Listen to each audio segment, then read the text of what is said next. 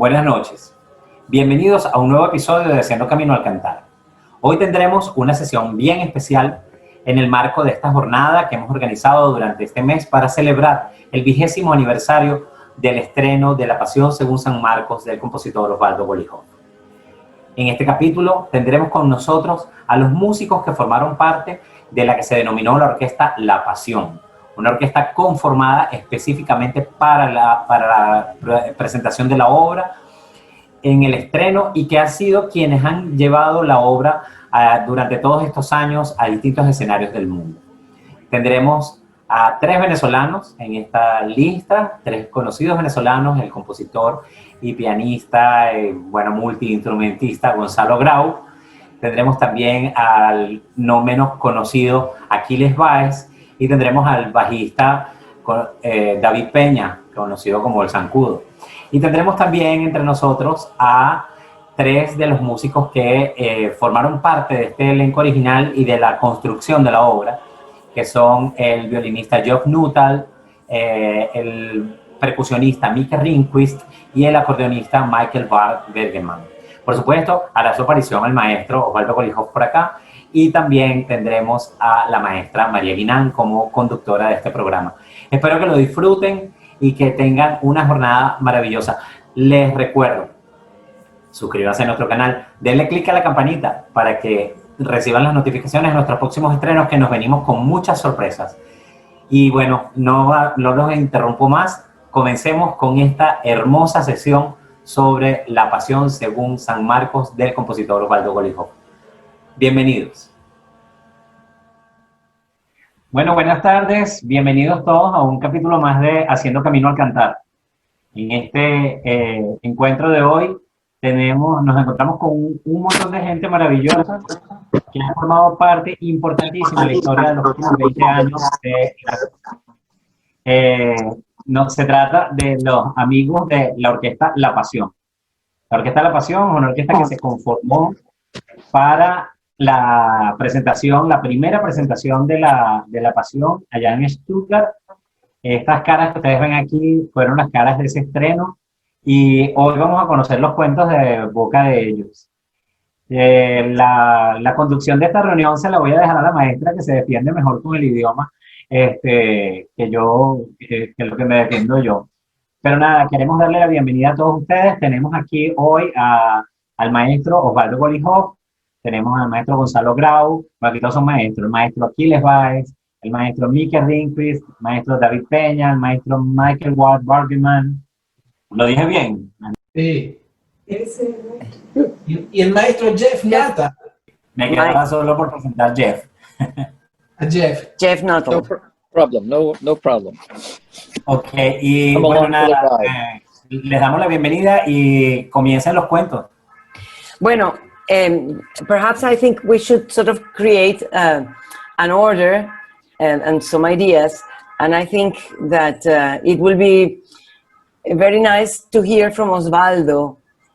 How was it that you gather all this wonderful group of people? I think it's very interesting to know how it happened. You can make it short and then. I think I'm gonna let. Because I know what I would say, but it's more interesting to see how these guys will tell the story from. I mean, I know my version, but there is like the Rashomon thing, right? Their own version. I'm gonna start by saying that. Well, I knew you from Oceana, and Michael will tell how I already have. I think we met for the Passion, right? Or yeah. No, Man Who Cried.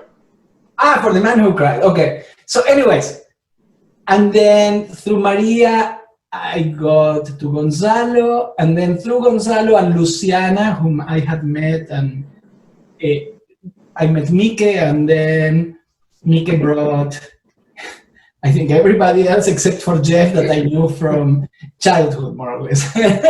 But I want to hear the other side. So yeah.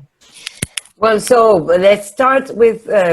Let's go here, Geoff. How this story of the Passion, how this adventure of the Passion started for you? Well, it was super cool. I mean, as Osvaldo said, we played his music for what, 10 years? I mean, when was it, 2000? So 92, 8 years. Like, well, yeah. So we played the quartet, and then we were learning the Dreams and Prayers and playing that a lot, and preparing for the recording of Osvaldo's chamber music at that time. And I didn't know what to expect, but I remember, if you remember, Ozzy, going to Stuttgart to do like an Ozzy show. 1999. Remember that? Yeah. So this was like, we didn't know what was going on. We just knew we were going to Stuttgart. We played with like a Japanese, we did Last Round, and we did Dreams and Prayers, I think, in Yiddish book. Yeah. It was like celebrate Golijov in preparation for this premiere. Well, it was because I was the dark horse of the four composers, right? You were the least known at that. No, they needed kind of to boost me. But the most important thing about that trip was not the music. The most important thing is that Jeff's middle name is Winston, after Winston Churchill. Well, there was I mean, Stuttgart is about as...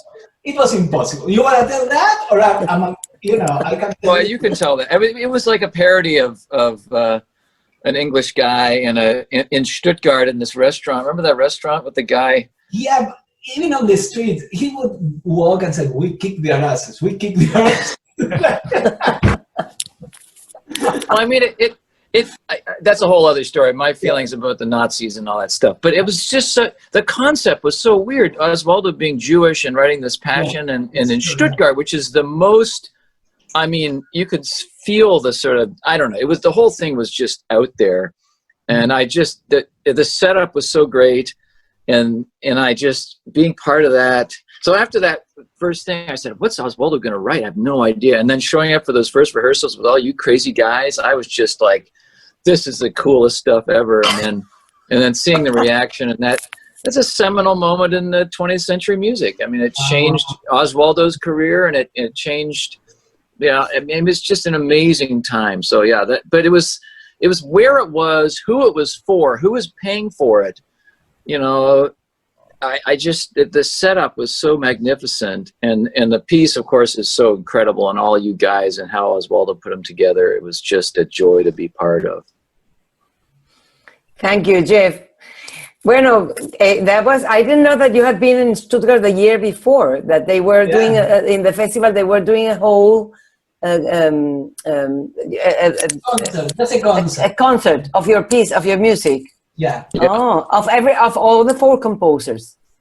The other three were already well known. They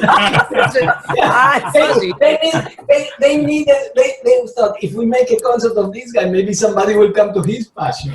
Yeah, they were playing safe. They were playing for safety. Okay, perfect. Yeah. Now, was it Rilling that really made you happen? I mean, Rilling was the guy, right? Yeah, he was a guy. Because Reem and Gubladinia and Tandan were big stars at that point, and you were not really. I mean, I have to give it to him, because like the other three guys were and are mega, right? But I mean, to give it to a totally unknown.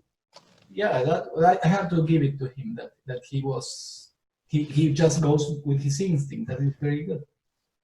Yeah. Bueno, Gonzo, ¿y tú quieres decirlo en español o sigues en el inglés?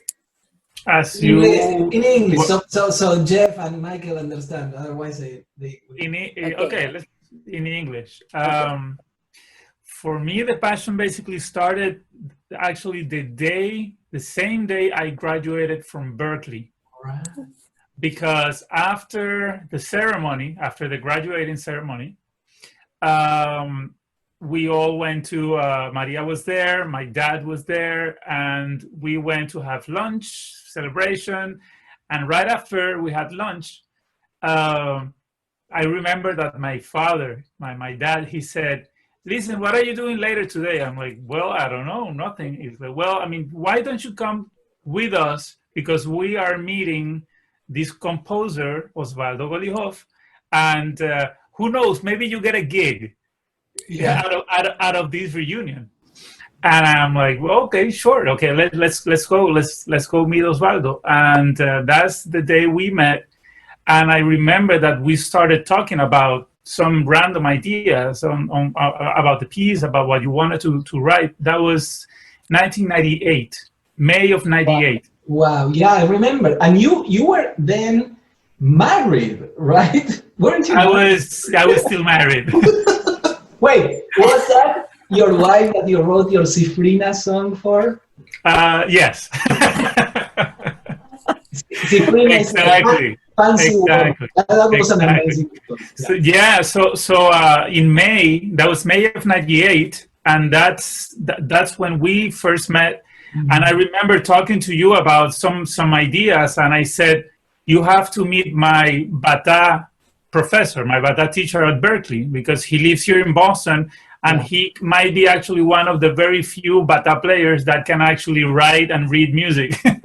So he's the one, if there is one person to be in charge of the backbone of this piece, is probably Mike. Wait, Gonzo, I know, with Mike it was you, and at the same time Luciana had mentioned it. But then Aquiles, it was totally you, right? Yeah. And also Sancudo. I mean, I kind of like plugged in a lot of the guys into the piece. But yeah, I mean, for me, in my experience, the passion was definitely my kind of like my full circle moment, because by that time, after spending my time in Berkeley, and even before that, I was very much away from classical music for many years. I mean, I played cello like once a year or something like that. So classical music wasn't really my thing.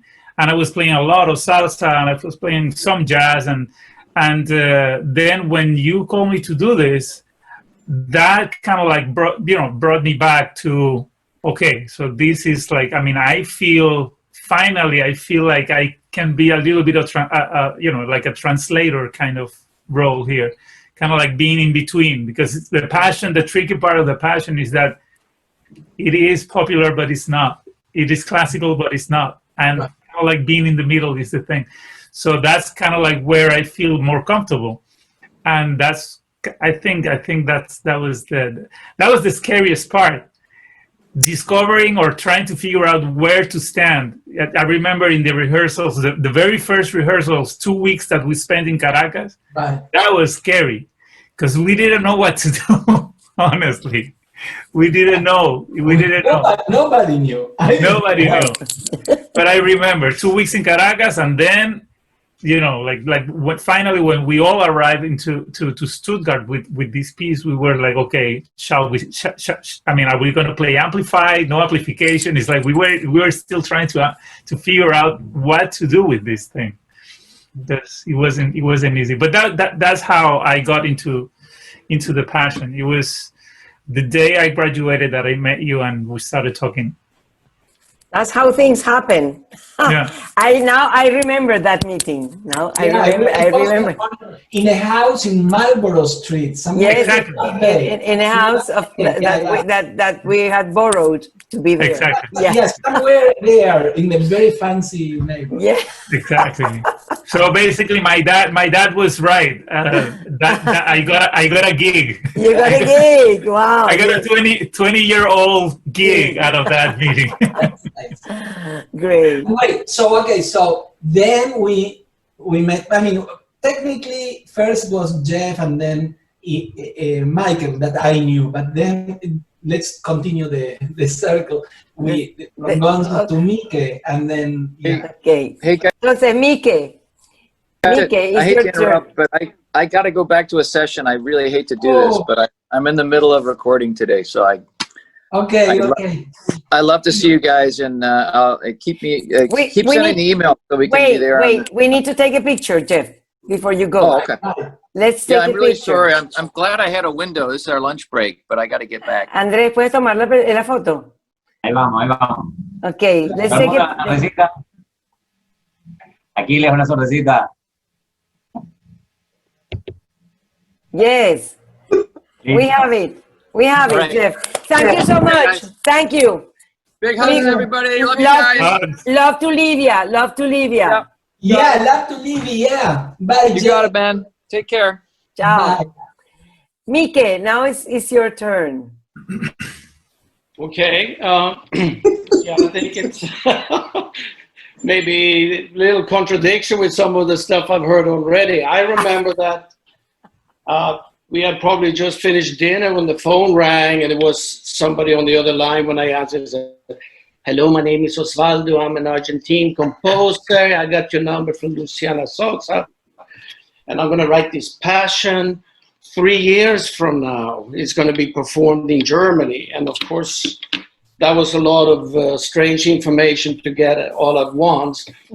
And he said, Osvaldo said he was really interested. He wanted to make bata drums the core, and he had heard that maybe I was a good candidate for that. Of course, I thought, yeah, let's check this out, but it's never going to happen. It's 3 years from now. Everything can potentially go wrong between now and then. But I guess It's Mike in a nutshell. so anyways, so that's how the whole thing started, and he was interested in learning about the drums, so we started setting up lessons. Right. Yeah, I took lessons. Took a couple of bata lessons, actually, hands-on playing, which was cool. The thing with yeah, Gonzalo, you're right. You did get a gig out of that meeting, maybe, but you almost didn't. You recommended me, but at the same time, I pushed hard for you, because original Osvaldo had a different pianist in mind who shall remain nameless. Really? And I insisted, somebody from another country that they speak Spanish, kind of like Argentines, to give you a hint. Anyways, so I said, no. You have to go with this guy, Gonzalo. He's the guy. And I guess that in combination with Alberto and Maria turned the whole thing in your favor, which of course was great for the whole project, because otherwise the piece would sound very different. Right. Let's put it that way, you know. Yeah. We still don't even know how it would sound without. Yes, at this point, nobody knew anything. Yeah. Yeah, anyway, so we got together a few times, and then I didn't hear anything from Osvaldo probably for over a year. He just totally disappeared, and finally I was like, well, there you go. Nothing came out of this. But let me at least give the guy a call. And he said, oh, I'm busy with all these movies. I'm flying back and forth to London, scoring every other week. And so it's definitely happening. It's definitely happened. And of course, in typical Osvaldo fashion, everything didn't materialize until literally 2 minutes before midnight, when everybody had to cramp in all the resources to try to make it happen. Right, but you are skipping many sessions at Berkeley. Oh, yeah. Well, afterwards, yeah. So we started talking like... We were meeting like at least once or twice a week at Berkeley. Yes, in my office at Berkeley, where he said you had students that we could use. Ruskin and Damian. Yeah, and you would play like stuff that you've heard and said, hey, do you think we can do something like this? And we kind of did our own versions of things that you had heard, and you were sitting there back and forth like, no, I'm not sure if I like this. Yeah, I like that. And little by little, we started getting pieces together. And then I don't know if you remember this. One day you called me and said that you had this brilliant idea. You didn't want to have one set of 3 bata players. You wanted to have 2 sets. One with 3 men and one with 3 women, and we were going to wear white tuxedos, and it was like up on some risers, you know. You know what? All this brainstorming until we. I think. I don't know if I am or if this is all the composers, but like I am when I'm insecure. Instead of like going small, I go bigger. Just to like let's have 2. Maybe that way we can hide that we have no idea what's gonna happen.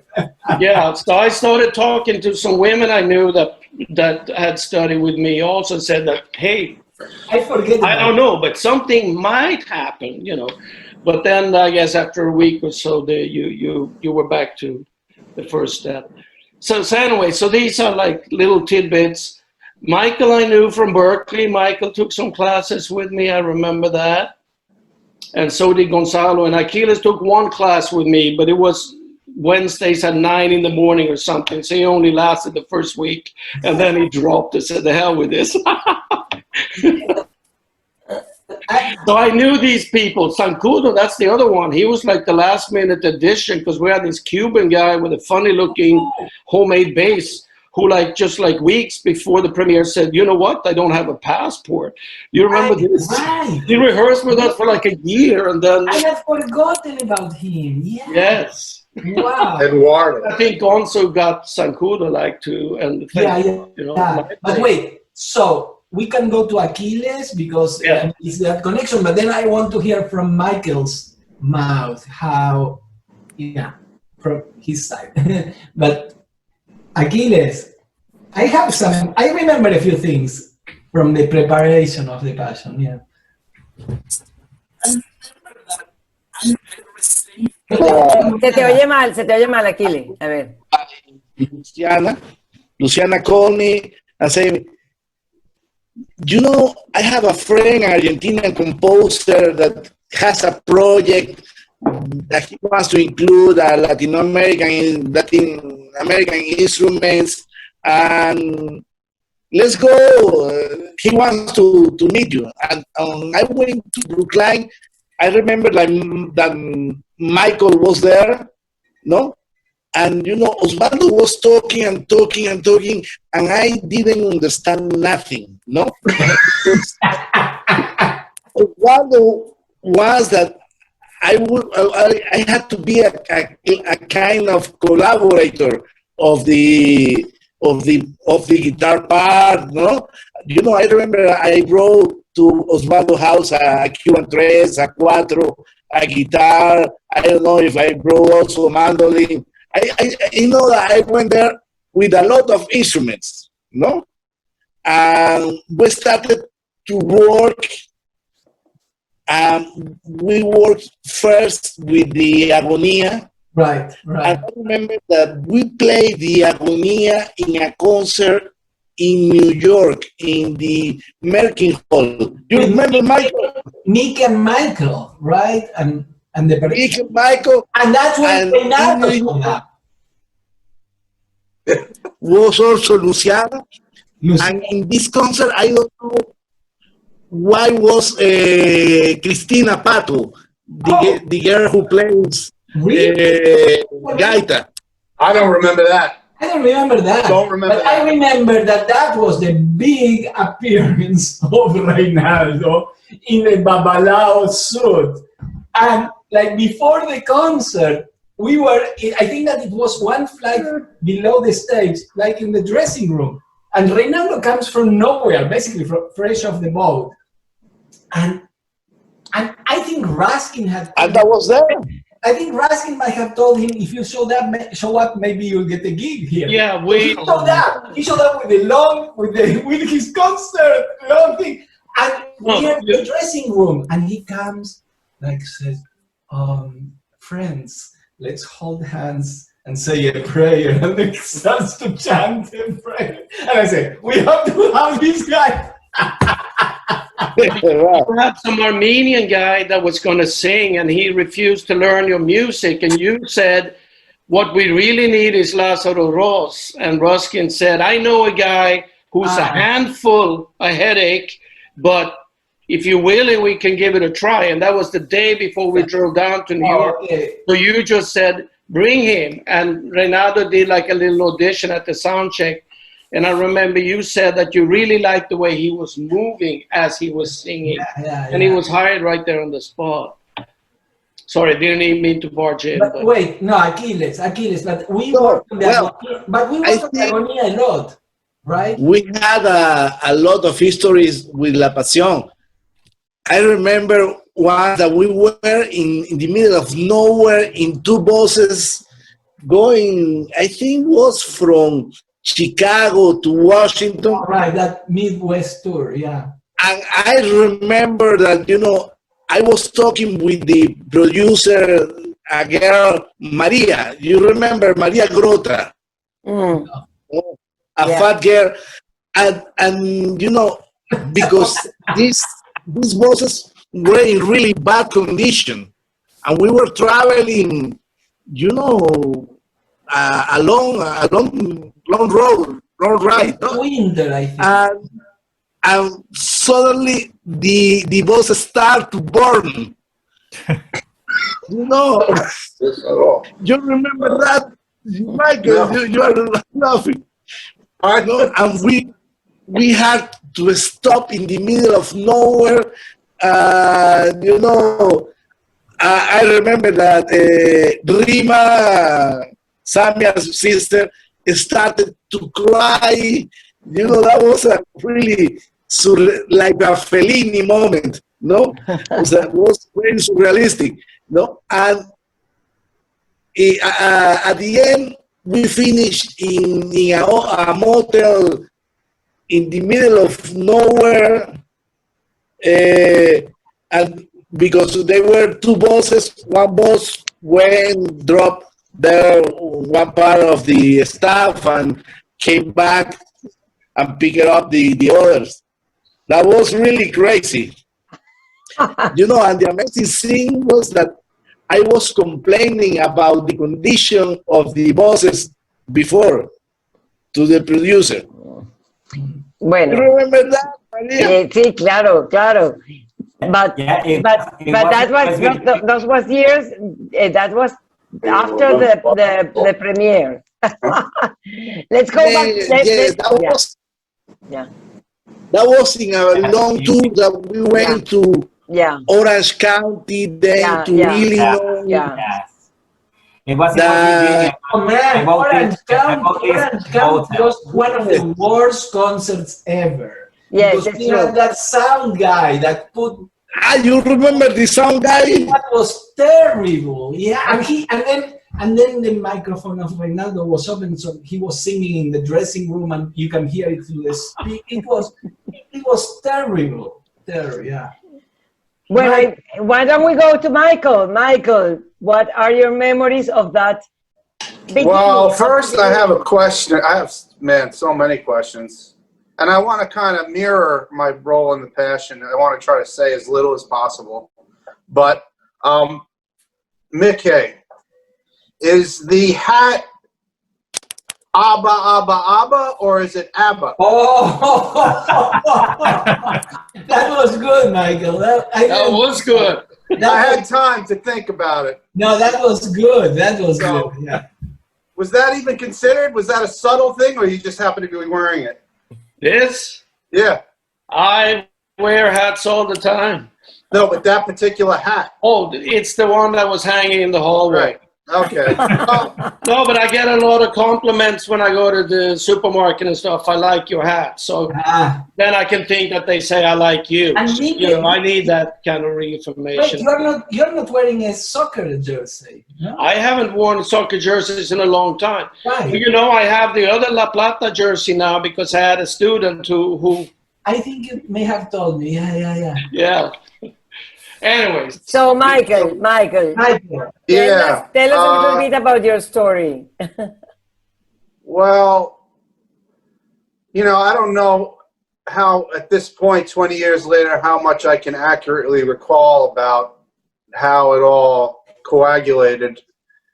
But what I find interesting, you know, if Osvaldo was the dark horse composer of the Passion, I was the dark horse musician. Because there wasn't even supposed to be accordion in it. Right. I think from the story that I remember, it's you, Maria, that's responsible for me, you know, maintaining the accordion in the piece, because you heard the recording from Merkin Hall, that show that we did in New York City. And I believe Eduardo Koch, is that his name? Aquiles was the bass player. I can't hear you, but... So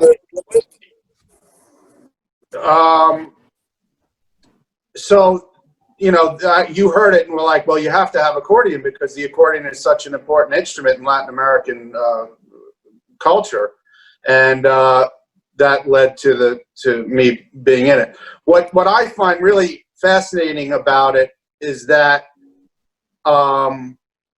I took every bata class with Mikael that I could take. I think there were 2 at that point. And then I also took every class that Mikael gave, actually, Brazilian percussion, everything, just because I was interested in it. So it blew me away that here I graduated like Gonzalo, you know, the Passion came around, well, meeting Osvaldo, not the Passion, but came around the same time that I graduated from Berkeley. And then, you know, a year after that, here comes a guy that I had established this incredible mentor relationship with percussion, and that the thing that I had studied and you know, learned so much about being totally foreign to me before I took the class was part of this amazing musical, you know, experience. So it was, that's what I find interesting, because it's not like I was part of the extended Latin music family and had all the connections and the passion for the music because I grew up in it.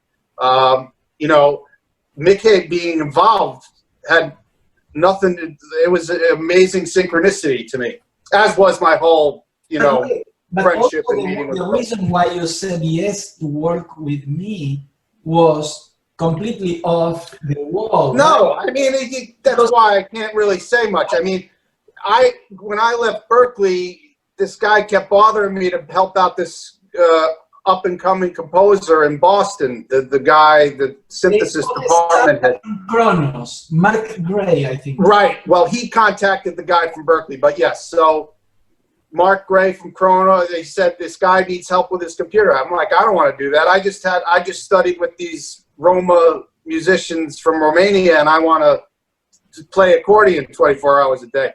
And the guy kept bothering me, and I was like, all right, I'll go down and check out this guy and have an interview with him. And I went down to the studio that we all know, down in the old studio on Park, what was it? Park Place? Park Street. Park Street. Parkman. And, this is Park, yeah. Parkman. And he's like, yeah, I told him that I could do all that stuff, but I really was interested in the accordion playing from these guys, Tafte Hajduk's. And he's like, oh, I just came back from Romania. We recorded a record with them. So that's some more synchronicity. I was just like, oh, well, you can't ignore the universe talking to you. So, you know. Michael, there was a little question here, but I think you answered for you.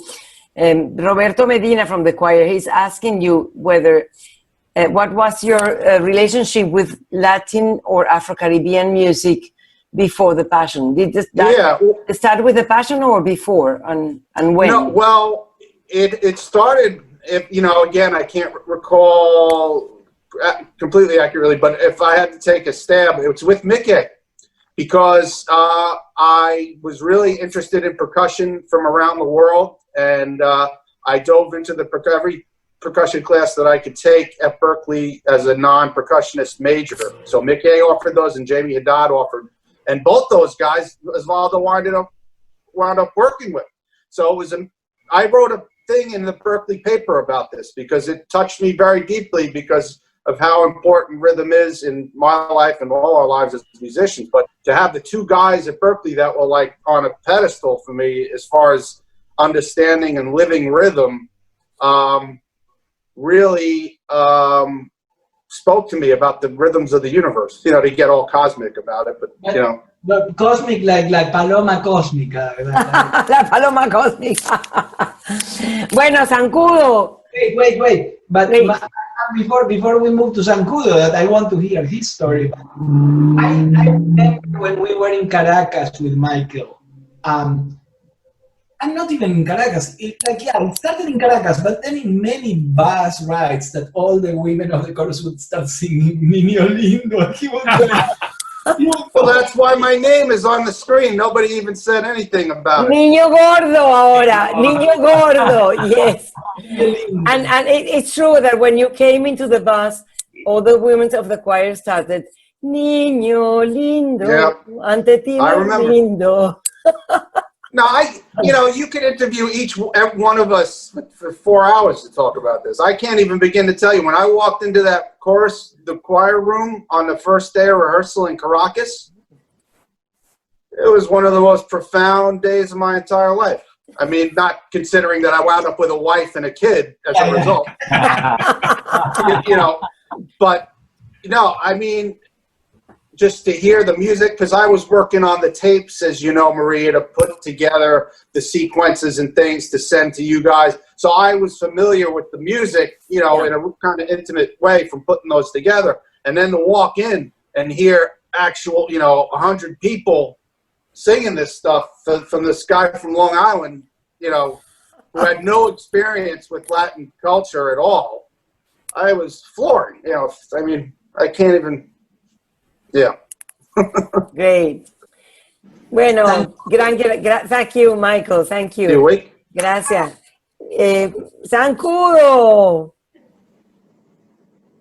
Bueno, Zancudo es David Peña. Zancudo, abre tu micrófono. La primera vez que supe algo de the first time that I know something about la pasión, a call, telephone call. Si quieres lo dices en español porque como hay un poco de interferencia es más fácil que te entendamos. A ver. Ahí voy. ¿Sí estás escuchando, no? Sí, sí, ahora ahí te escuchamos. Perfecto.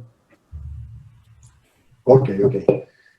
Yo recibo una llamada por allá en el 99, final del 99. El hombre dice, Zancudo. Sí, ¿quién habla? ¿Cómo estás? Tu teléfono me lo ha dado Xiomara Núñez de la Orquesta Gran Marcali de Cucho, no sé qué. Le digo, ay, este es un jodedor amigo mío que está echando broma. ¿En serio?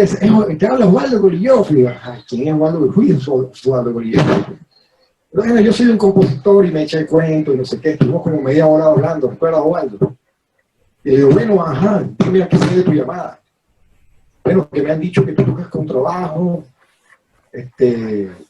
Quiero invitarte a que participes en una obra que yo he escrito dedicada a la Escuela Cantor, con su directora María Guinand, y de gente maravillosa, en donde están involucrados una serie de músicos. Ya me nombró a Gonzalo, me nombró a Aquiles, a Miki, no sé si Mike, sí, Mike también, me nombró a varios. Y yo le dije, bueno, ¿y cuál es el corte, cuál es el estilo de la obra? Entonces me explicó más o menos, Abuelo de Pájaro. Es una cosa muy fácil, una música muy fácil. Yo sé que vos podés tocar eso. Entonces, bueno, ok, ¿cómo no? Yo acepto el compromiso, pero si me mandan la música cuanto antes, porque le expliqué, ¿no? Yo realmente experiencia orquestal como tal no he tenido. Yo nunca he tocado con un director al frente. Yo me siento a estudiar la música y tal. Bueno, sí, no te preocupes, en una semana tienes la música. Mentira. ¿Por qué la estás esperando? El día antes del primer ensayo que teníamos con la escuela. No, entonces le eché la culpa a Flor. Llama a Flor, y llama a Flor. No, yo no tengo todavía listo, tal. Bueno, resulta que ya finalmente llegamos al primer ensayo y gratamente sorprendido por la maravillosa música, Osvaldo, de verdad. Gratamente, nuevamente gratificado por la disciplina que son creadores de ustedes, María, con la escuela, con sus coros, Alberto. Una cosa impresionante, en la cual he disfrutado muchísimo a través de todos estos años, compartiendo con tanta gente maravillosa como ustedes, los conocidos, Aquiles, Gonzalo, por supuesto, Andrés y todo el equipo que te ha manejado a través de este poco de años, Miki, Michael, todos los músicos que han estado involucrados en todos estos 20 años y sobre todo una experiencia maravillosa haber tocado al lado del maestro Lawrence Wolf, que es el primer contrabajista de la Boston Symphony. Hay una anécdota muy bonita, bueno, recuerda que él quería tocar los temas latinos, quería tocarlo y bueno, él comenzó a tocar y yo me paré en seco y a lo lejitos así, Osvaldo estaba escuchando así en el público y le digo, Osvaldo, por favor, ven acá y conversamos. No te preocupes, ya sé lo que me vas a decir. Yo arreglo a eso. Porque el señor Lawrence, por supuesto, no acostumbrado a tocar música latinoamericana, tenía otra idea totalmente distinta a cómo acompañar esa música. Entonces, bueno, la verdad es que ha sido gratificante compartir con tanta gente maravillosa todos estos años, músicos de primera, artistas de primera talla, primera línea, conductores, directores de orquesta de primera línea también, un compositor como tú, Osvaldo, tan creativo, tan prolífico, Y bueno, que se repita, ojalá podamos hacer otra pasión ya sin coronavirus y sin ninguna de esta pandemia mundial y que podamos juntarnos nuevamente a tocar esa música maravillosa.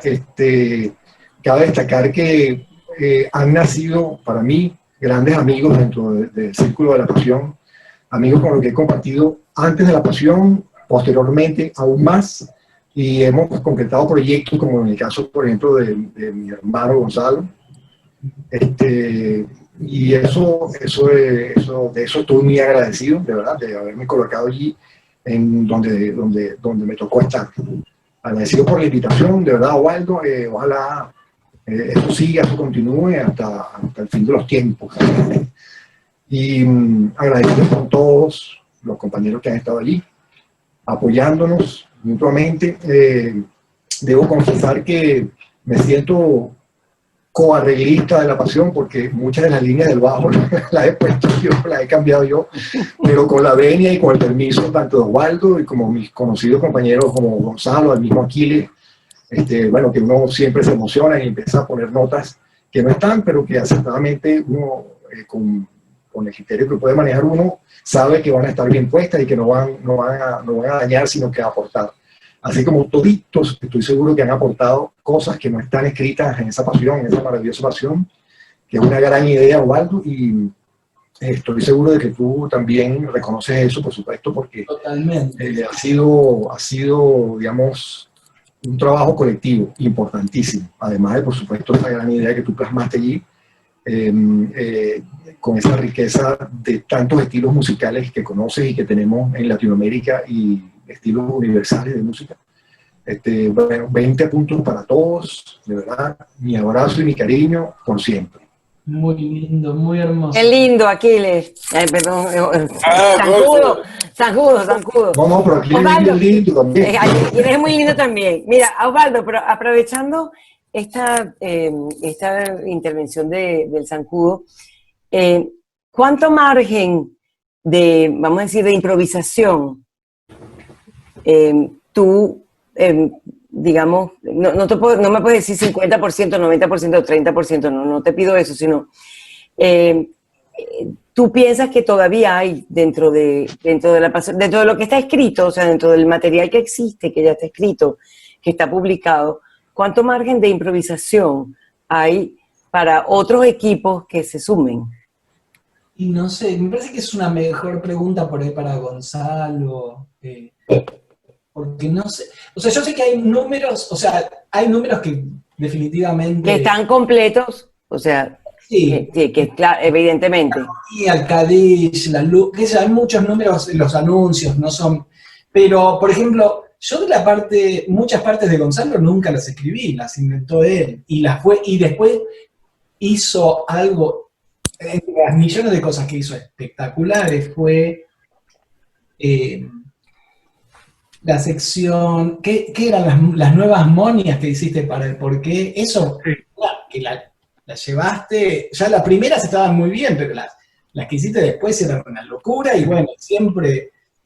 Sí. y aquí, no sé, también algunas notas le escribí, pero muchas las inventó, y las sigue inventando. Sí. Y no sé, Mike inventó él también muchos breaks, o sea, yo le daba como indicaciones, pero la parte la inventó Mike, me parece, ¿no? Mike, do you understand what I'm saying? No. Mike. Yeah. No, you're talking about how much is improvised and how much is written, right? Yes, yeah. Basically, yeah. So I get the gist. No, but I mean that many of the things that you are playing, I never wrote. I mean, we talked about them, but you can change and you do.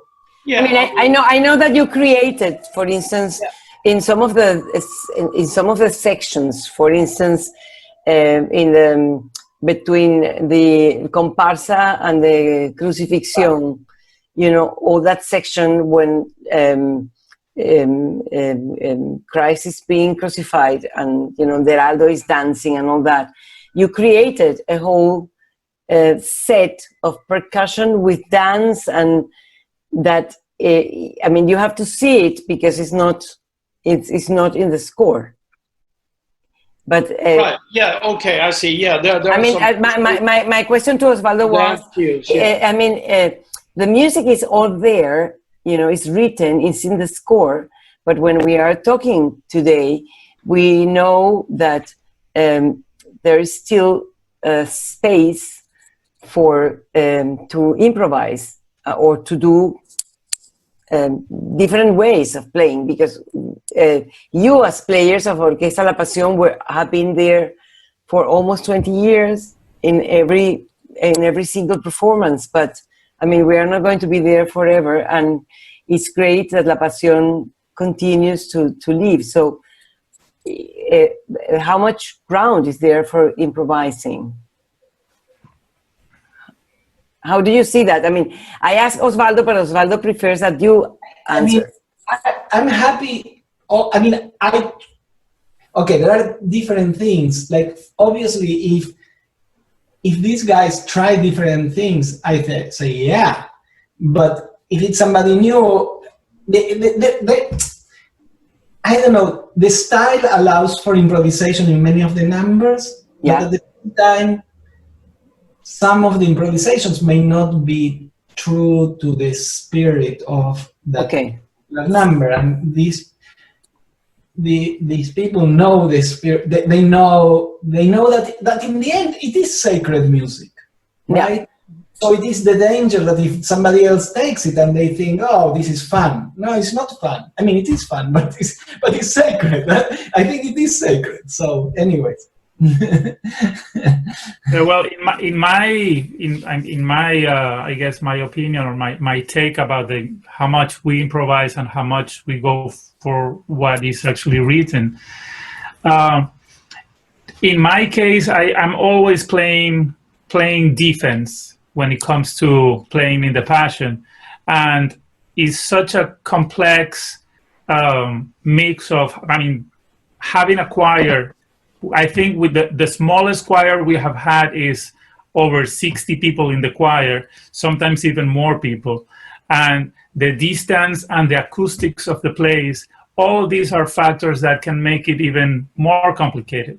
So we have, of course, free choices of endless improvisation stuff that we can change. We can change the montunos, we can change all the accompaniments and all the lines, and we can, but in my case, the choices that I make to improvise, it's not really improvise, it's like the choices I make to accompany for this Passion is whatever actually makes it simpler or easier for the choir or the soloist or whoever is actually being the main or having the main role to understand and to just to do their thing at a more, I guess, comfortable kind of situation. So if the soloist, I know at this point that, for example, in El Judas, for example, there is one spot where the three female soloists, they sing at the end of it, and I know that they have to sing a phrase that is all syncopated. And I guess the best way for me to put it is that I know that they are going to maybe drag the rhythm a little bit, and if they hear the piano playing the syncopation with them, then it actually works better. So the Passion at this point, there are so many little nuances and things that I know that I can help. I can help the choir that is all the way in the back if I play certain notes, and if they have me in the monitors, so that basically they keep the intonation, or that, because it's very, very hard, it's very complex to make it work. But again, it changes from one concert to the next, because when you change the concert hall, when you have to do sound again, it's never the same. And you have to readjust a little bit your playing. Sometimes just playing simpler, sometimes you can improvise a little bit more if everybody's in the mood and everybody's happening and everybody's locking up and it's happening. Sure, I mean, we can improvise a little bit and make it a little bit more special. But for me, I'm like from the very, very beginning of the Passion until the very last note, I am covering a lot of stuff, and I think that's even though I'm improvising, my improvisation comes, okay, how can I help these guys to go through? So that's kind of like my shot in terms of improvisation. I know that Mike, I mean, when you have the sentencia and when you have space for, you know, to do your thing, you're not really following. I mean, you're kind of following a structure, but you are not playing note by note what is in there. So we do have some room for improvisation, but at the end, we all have to basically improvise, knowing that our main role is to, you know, to support that thing. Right. We have to stick to the basics in many ways. You know, yeah. I could take it to a whole different level during the anuncios, for example, but everybody will probably be left in the dust, you know, and that's not really the idea. We're supposed to play together. So, you know, you find a good compromise where you still feel like it's true to the art form, and now talk about the drumming style, but it's something that everybody can latch on to, and, you know. Yeah. So we all end at the same time, which is important. Yeah. Zancudo wanted to say something.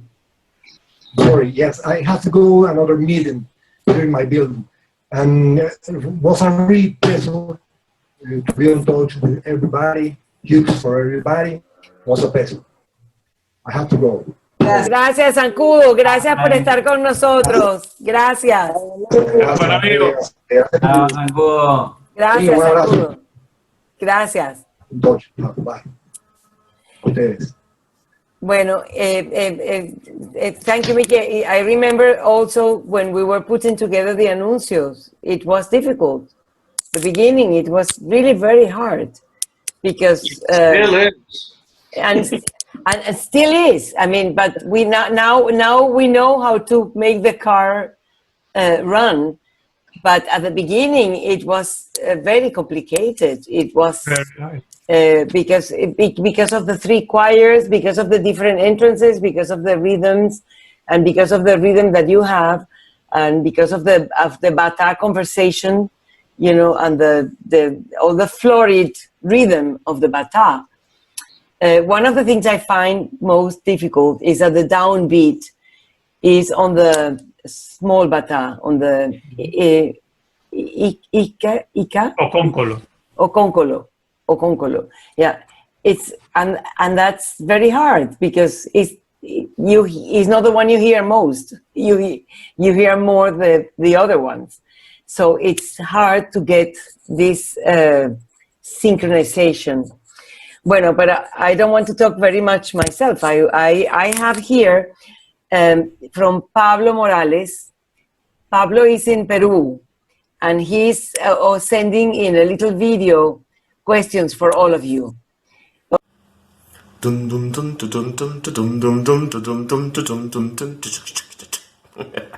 Mis queridos amigos de la Orquesta la Pasión, quiero enviarles un gran saludo y un gran abrazo desde acá de la ciudad de Lima.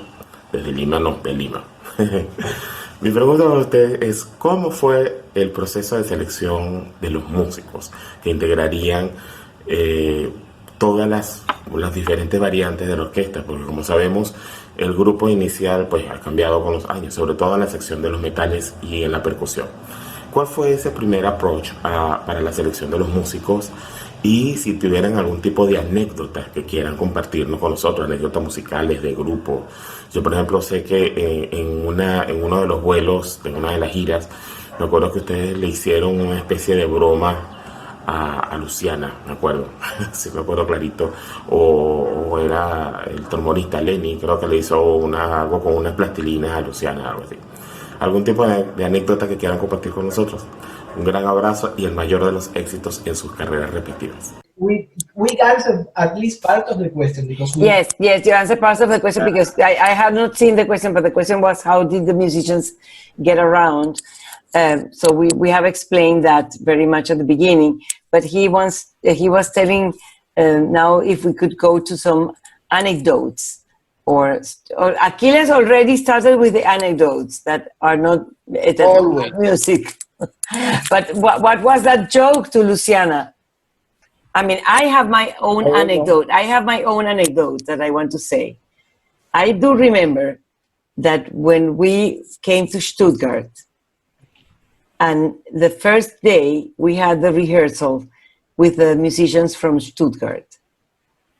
The Orquesta la Pasión, I don't say everybody, but some of the members of the Orquesta la Pasión had been the night before playing in a bar, I don't know where.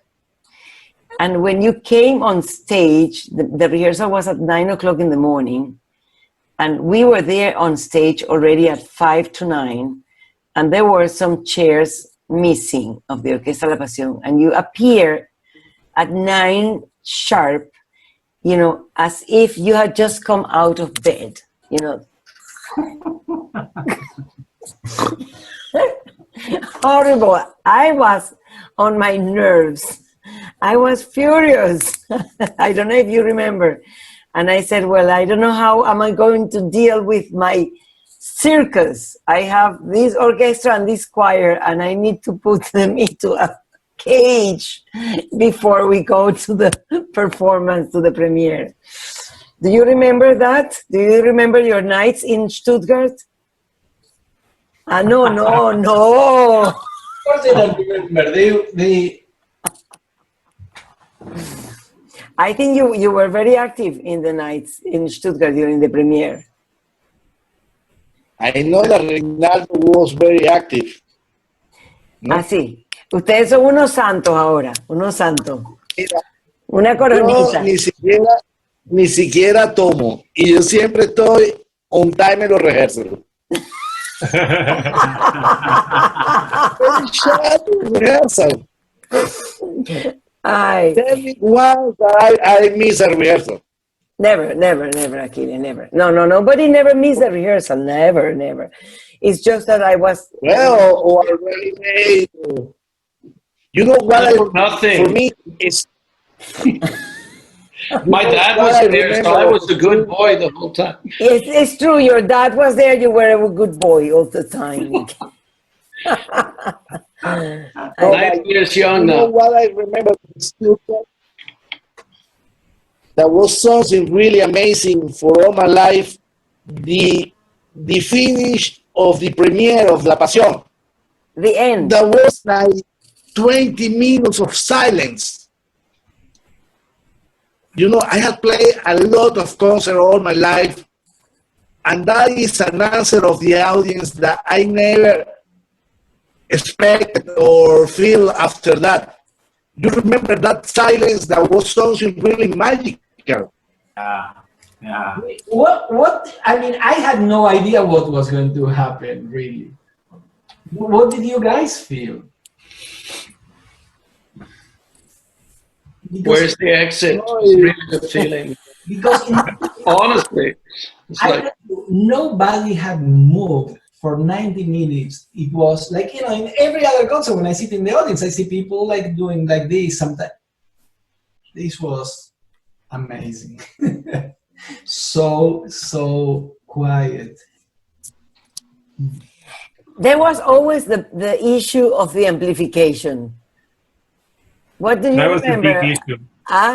That was a big issue, like the time of the premiere, because we hadn't really decided, and I know that for some, you know, classical gurus, sometimes when you have to like add this type of, you know, amplification or any kind of technological thing, there's a lot of people that go like, no, they don't like it. So for us to decide to actually to come to the decision, yeah, we have to amplify it was crazy. I remember actually in rehearsals, especially when we got to the main hall, that at some point the percussionist Ross King and these guys, they were actually playing with almost without drumsticks. I mean, they were actually playing the bells when playing the timbales and all of that with their nails almost. They were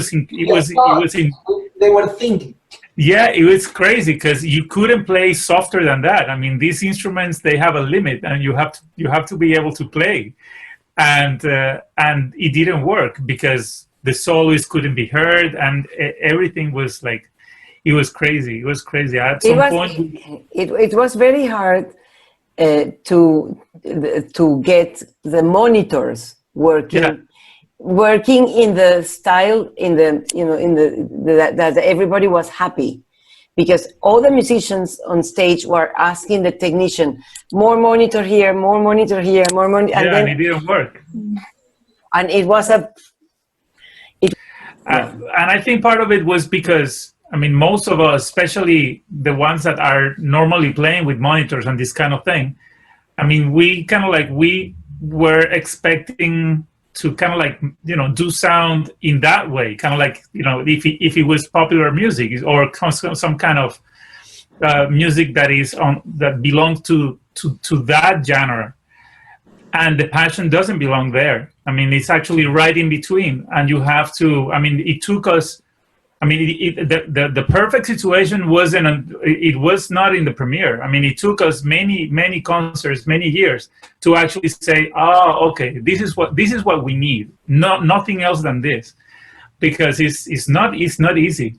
It's not easy because you want to have more monitors and you want to have the sound of a salsa concert, and it's not. And Osvaldo, how did you come to terms finally with all the sound that it was in your head and everything that could come out of this amplification and not amplification and all this mixture of, how did you come to terms with that?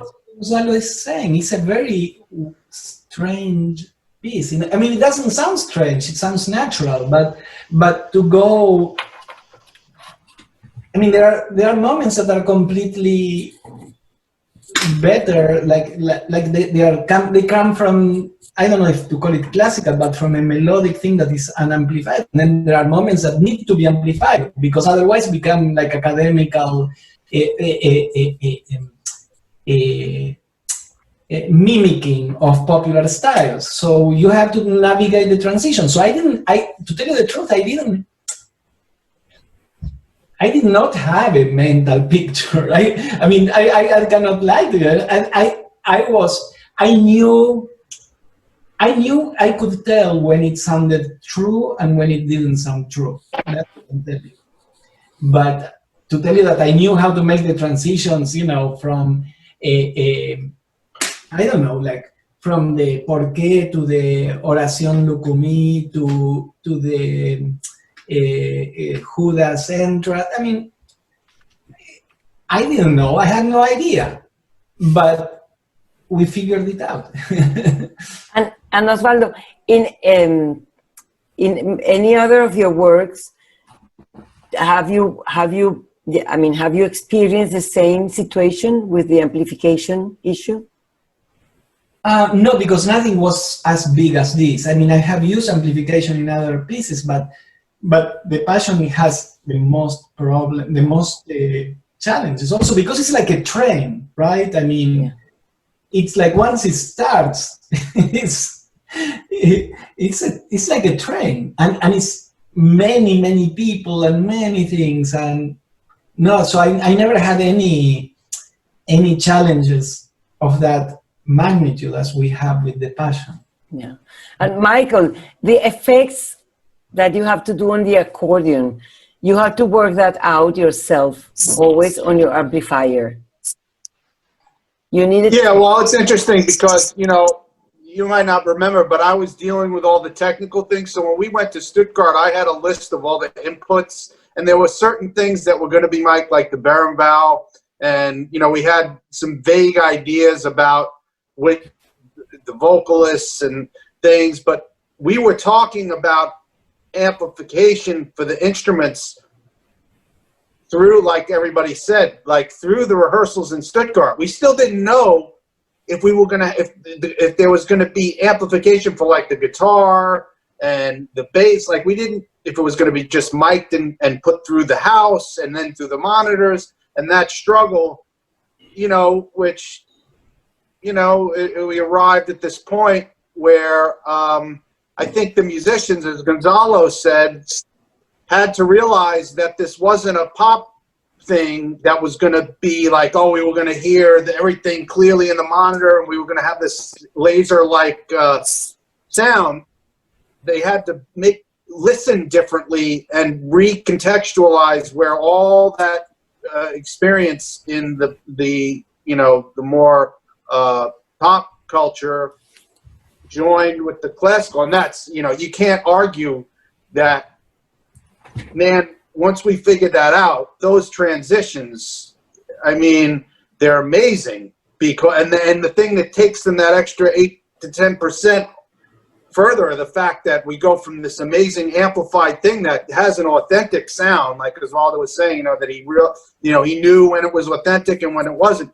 It went to this authentic sound in this world, compressed down, and then traveling to this authentic sound from this other total space, and the trip that it takes you on, it's amazing train through the sonic universe. What you are saying is one of the most striking things about the piece is the non-transitions. I mean, the juxtapositions of, like, from the, this is a quote unquote an easy one, but like it's crazy. It's like from the Lua to the Amanecer. It's just like, what? And there are so many what moments, like the end of the Judas, it's like the thing is going to explode, and then what comes after, the quisiera, no? It's a quisiera yo. Yeah, quisiera lo real. It's like, it was 2000, but actually it was like, now people listen to music in shuffle and all of that, but it was almost like a shuffle, but also a shuffle that was telling a story at the same time, right? So yeah. Well, I like that one transition. That's one of my favorites, from the Lua to the Amanecer. It's like the, musically, the writing is amazing. That, it's like the high point in the piece at Lua, and then you go into this other world. But to take it from the perspective of the amplification, it's a really interesting point, because Lua is almost all acoustic, or is. It is. And then you go to this place where the choir is amplified for the Amanecer, so that all those noises they're making, and then you have the Udu. Yeah. It's like, it's this thing that, like, what is it? Because the Udu has to be mic'd to get that sound over. So there was a lot of really interesting attention there, subtle details, but I think those things really have a lot to do with giving it almost an otherworldly quality at certain points. Yeah. Well, my friends, I think, Andrés, I will leave the floor to you if you want to ask any more questions before we come to a close. If people want to, or if somebody wants to add something, or I leave you the floor. I have a quick little anecdote with how Geraldo got into the picture, since he hasn't been mentioned. In the creative process, all of a sudden, Osvaldo had to have berimbau in the piece. I don't know where that came from, but anyways, that was the case. I didn't really know how to do it. I think Mikael had maybe done some capoeira or something with Geraldo. Yeah, I went to, I forget how that happened, but I went to the Brazilian Cultural Center. Over there. Yeah. So you said, I know this guy, maybe we can get some lessons from him. So the three of us, Osvaldo, Mikael, and myself, went there to take berimbau lessons with Geraldo, and he gave us a berimbau each to hold. And in case you don't know this, you're basically balancing the instrument on your pinky. And I can't remember, it was well over an hour we were there, and he wouldn't let us put the instrument down to the ground once in this whole time. And we were all in agonizing pain from holding this instrument. After we left the lesson, I remember we were all kind of powwowing, heading to the car or whatever. So guys, what do you think?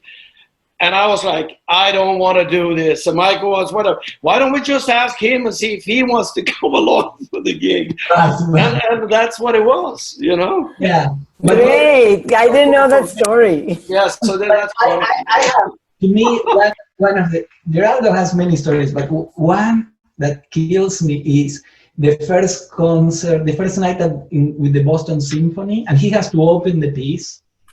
And it was like, full. It was a crazy, they had advertised it so well that, there were people like trying to scalp tickets and whatnot. And it's like, I think 4 minutes before 8 p.m. and it's the Boston Symphony. They started, and the guy is nowhere. And then he shows up at the very last minute. And then I asked him after the concert, I said, man, you have to be a little early. He said, no, but I couldn't find street parking. He's like, he didn't want to pay for the parking garage. He wanted to park for free. And so he's like, and there was no room to, anyway. That's great. That's great. It's beautiful. I forgot about the class, but when you were saying it, I actually flashed back to us walking back to the car. Yeah, no, I the hell with this. I'm not doing Yeah, I remember now. I totally forgot that we went there for a class. Right. Right. Wow. How many stories behind the Passion? Oh, yeah. Another great one we did on the last one was we were in Tucson and the flight was delayed or whatever, and we ended up on a different flight wherever we were heading, or we were maybe at the John Wayne thing in Orange County going to Tucson. I can't really remember, but the tour manager, who was the Danish Jesus in the premiere, right. He was on Geraldo's case the whole time, and Geraldo was really pissed off. Like, why is this guy keep treating me like a little kid? So anyways, we got called to this other flight, and we're all getting on. And for some reason, Danish Jesus didn't see Geraldo go on the plane. As it happens, I was sitting next to Geraldo on the plane, and all of a sudden he receives a phone call from Danish Jesus like, Geraldo, where are you? The plane is about to leave, and I haven't seen you anywhere. And Geraldo said, oh my God, I fucked up. I went outside to smoke a cigarette. So Geraldo doesn't even smoke, you know what I mean? And of course, the tour manager was just freaking out. That's so cool. And then we just said, no, I'm kidding. I'm on the plane already. And when the tour manager walked by, he was like, you, I'm going to get it. So it was big time payback time. I loved it. It was great. Oh, nice. Anyway, I'm going to keep quiet from now on. So many accidents, really. Bueno, Andrés, yo creo, now I think for the sake of time of these videos and things, we need to go to close. So perhaps you want to say something. I just want to say I love you all. I am so happy. We love you. That we are still around after 20 years. And Osvaldo was saying some days ago that we all created, what did you say, virtual child or something like that? I mean, somebody created here a real child, not just a virtual. No, we have a child of the Passion. Yeah, we have a grandchild in the Passion. He's the next accordion player, or I don't know, or dancer, or where is he? Do you have him? He's coming somewhere. Okay, show us our grandson. Oh, now you don't want to come? All right.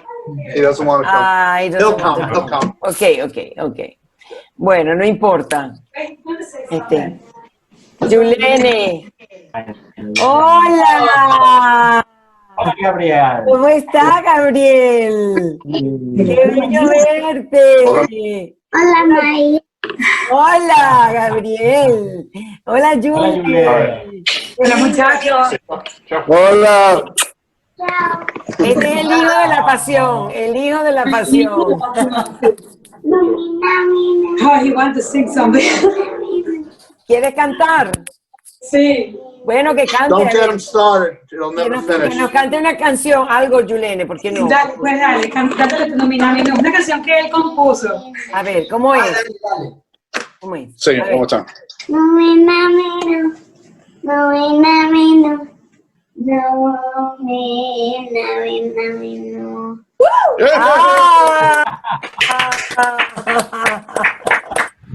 ¡Ah! Yes, always. ¡Qué bello! Muy bello. Gracias, gracias, Michael. Y gracias, Yule. Bueno, Andrés, yo creo que podemos entonces irnos despidiendo de todos estos grandes amigos.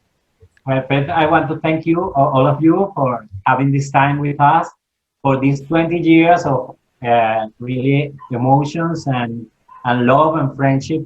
And now we have to finish this meeting.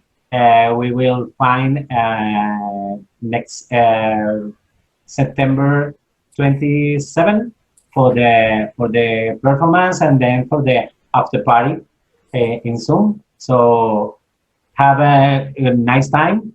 Y a nuestros amigos en Venezuela les recordamos suscribirse a nuestro canal, seguirnos, darle clic a la campanita. Y si quieren echarnos una mano, ya saben que en nuestra campaña de crowdfunding en la página Dar Entre Todos, allí en la caja de información encontrarán la información para echarnos una mano y seguir junto a nosotros haciendo Camino al Cantar. Buenas tardes. Gracias. Gracias a todos. Chao. Chao. Chao. Chao. Chao. Chao.